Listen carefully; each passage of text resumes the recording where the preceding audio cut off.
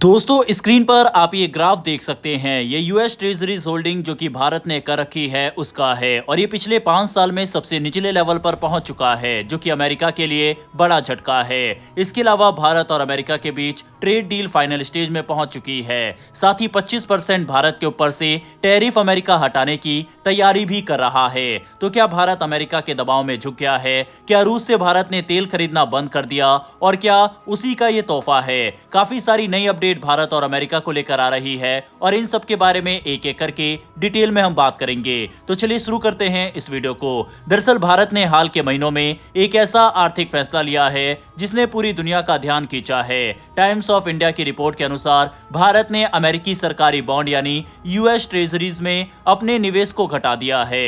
ये गिरावट इतनी बड़ी है, भारत की यूएस ट्रेजरी होल्डिंग अब पिछले 5 साल के सबसे निचले स्तर पर पहुंच गई है। दुनिया की टॉप 5 अर्थव्यवस्थाओं में शामिल भारत के लिए ये सिर्फ एक आंकड़ों का बदलाव नहीं बल्कि एक सोच समझकर उठाया गया रणनीतिक कदम माना जा रहा है। अमेरिकी सरकार के ताजा आंकड़ों के मुताबिक भारत के पास अब करीब 174 अरब डॉलर के अमेरिकी ट्रेजरी बॉन्ड बचे हैं। ये स्तर साल 2023 में दर्ज किए गए उच्चतम स्तर से करीब 26% कम है। भारतीय रिजर्व बैंक के आंकड़े बताते हैं कि एक साल पहले भारत के विदेशी मुद्रा भंडार में अमेरिकी ट्रेजरी का हिस्सा करीब 40% था, जो अब घटकर लगभग 1/3 रह गया है। साफ है कि भारत धीरे धीरे अमेरिकी संपत्तियों पर अपनी निर्भरता कम कर रहा है। इस बदलाव के पीछे 2 बड़ी वजह बताई जा रही है। पहली वजह जरूरत से जुड़ी है। पिछले साल भारतीय रुपया लगातार कमजोर हुआ और एशिया की सबसे खराब प्रदर्शन करने वाली मुद्राओं में शामिल रहा। रुपया को संभालने के लिए आरबीआई को बाजार में दखल देना पड़ा और इसके लिए डॉलर की जरूरत होती है। ऐसे में अमेरिकी ट्रेजरी बेचकर मिले डॉलर का इस्तेमाल रुपया को सहारा देने में किया गया। दूसरी वजह पूरी तरह रणनीतिक है। भारत अब अपने विदेशी मुद्रा भंडार की बनावट बदलना चाहता है। इसका मकसद सिर्फ अमेरिका पर निर्भर रहना नहीं बल्कि जोखिम को अलग अलग जगह फैलाना है। दिलचस्प बात यह है कि भारत अकेला ऐसा देश नहीं है।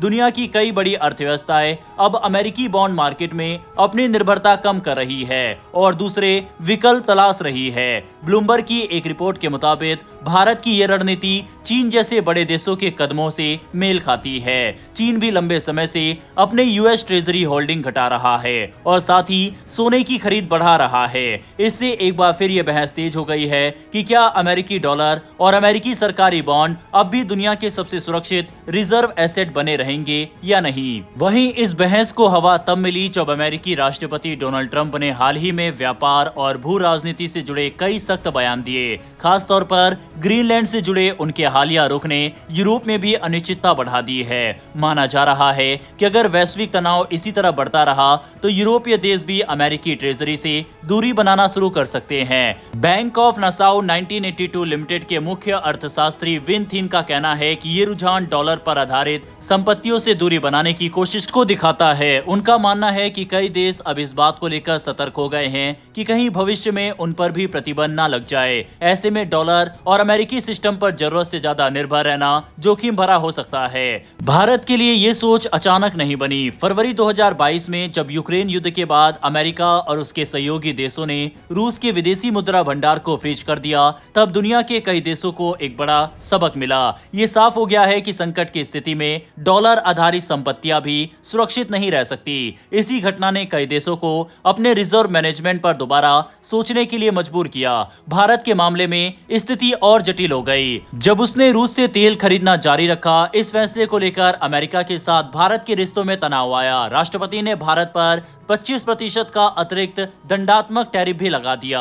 इसके बाद व्यापारिक रिश्तों में खटास और बढ़ गई, जिसने नीति निर्धारकों को जोखिम कम करने की दिशा में सोचने पर मजबूर किया। कैपिटल इकोनॉमिक्स की सेरन शाह का कहना है कि जिस तेजी से पिछले साल भारत और अमेरिका के रिश्तों में गिरावट आई, उसने कई लोगों को चौंका दिया। उनका मानना है कि इसी झटके ने भारतीय नीति निर्माताओं को अपनी कमजोरियों पर काम करने और अमेरिकी सिस्टम पर निर्भरता घटाने के लिए प्रेरित किया। एक और अहम कारण है अमेरिका और भारत के बीच अटका हुआ व्यापार समझौता ट्रंप प्रशासन द्वारा भारतीय निर्यात पर 50% तक टैरिफ लगाए जाने के बाद रुपया और दबाव में आ गया।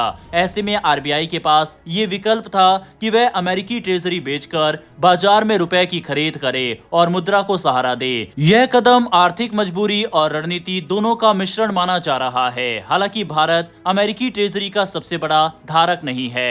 नवंबर तक के आंकड़ों के मुताबिक भारत की होल्डिंग चीन की करीब 683 अरब डॉलर की होल्डिंग का 1/4 और जापान के 1.2 ट्रिलियन डॉलर के निवेश से कहीं कम है। इसके बावजूद भारत की बिक्री ने वैश्विक बाजार में एक नई चर्चा को जन्म दिया कि क्या अमेरिकी बॉन्ड का भविष्य पहले जैसे सुरक्षित रहेगा। वहीं इसी दौरान भारत ने सोने की खरीद बढ़ाई है। आज भारत दुनिया के 7 सबसे बड़े सोना भंडार रखने वाले देशों में शामिल है। वहीं रुझान चीन, ब्राजील और पोलैंड जैसे देशों में भी दिख रहा है। पोलैंड के केंद्र बैंक ने हाल ही में अपने भंडार में 150 टन और सोना जोड़ने की योजना को मंजूरी दी है। भविष्य की बात करें तो अगर रुपया स्थिर होता है या भारत अमेरिका व्यापार समझौता हो जाता है तो भारत की ट्रेजरी बिक्री का रफ्तार धीमी हो सकती है। लेकिन ज्यादातर विशेषज्ञ मानते हैं कि विदेशी मुद्रा भंडार को विविध बनाने की ये सोच अब स्थायी हो सकती है। एक सर्वे के मुताबिक दुनिया के करीब 60% केंद्र बैंक अगले 1 से 2 साल में डॉलर के विकल्प तलाशने की योजना बना रहे हैं। हालांकि इन सब के बीच में कल एक चौंकाने वाली खबर भी सामने आई जिसमें कहा गया कि अमेरिका 25% टैरिफ भारत से हटा सकता है। दरअसल भारत और अमेरिका के बीच एक बड़ा व्यापार समझौते को लेकर बातचीत अब अपने आखिरी दौर में पहुंच चुकी है।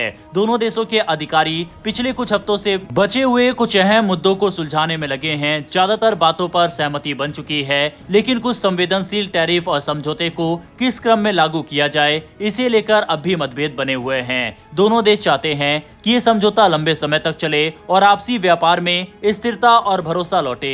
रिपोर्ट्स के अनुसार बातचीत अब सिर्फ कुछ सीमित मुद्दों तक सिमट गई है। भारत और अमेरिका की तकनीकी टीमें लगातार संपर्क में है और हर बिंदु पर विस्तार से चर्चा की जा रही है। जब इन मुद्दों पर अंतिम सहमति बन जाएगी तो इस समझौते को अमेरिका के ट्रेड रिप्रेजेंटेटिव और भारत के वाणिज्य मंत्रालय की मंजूरी के बाद प्रधानमंत्री नरेंद्र मोदी और अमेरिकी राष्ट्रपति ट्रंप के सामने अंतिम फैसले के लिए रखा जाएगा।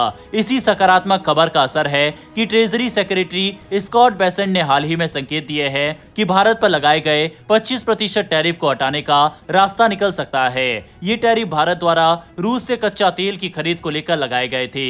वर्ल्ड इकोनॉमिक फोरम के दौरान दावोस में पॉलिटिको को दिए गए इंटरव्यू में बेसेंट ने कहा कि अमेरिका का ये कदम अपने उद्देश्य में सफल रहा है क्योंकि इसके बाद भारतीय रिफाइनरियों ने रूसी तेल की खरीद में भारी कटौती की है। बेसेंट के अनुसार अमेरिका ने रूस की युद्ध अर्थव्यवस्था पर दबाव बनाने के लिए भारत जैसे बड़े खरीदारों को निशाना बनाया। उनका दावा है कि 25% टैरिफ लगाए जाने के बाद भारत की ओर से रूस से तेल आयात लगभग ठप हो गया, जिससे ये साबित होता है कि आर्थिक प्रतिबंध असरदार रहे। उन्होंने ये भी कहा कि टैरिफ अभी लागू है लेकिन भविष्य में इसे हटाया जा सकता है। हालांकि अगर आंकड़े देखें तो ये सच है कि भारत ने रूस से तेल खरीद में कटौती की है, लेकिन अभी भी रूस भारत का नंबर 1 तेल सप्लायर बना हुआ है। वहीं जिन रिफाइनरियों ने रूस से तेल खरीदना बंद किया है वह प्राइवेट रिफाइनरी है जैसे कि रिलायंस। लेकिन हमें यहाँ पर अमेरिकी सैंक्शन काम कैसे करते हैं ये भी समझना जरूरी है।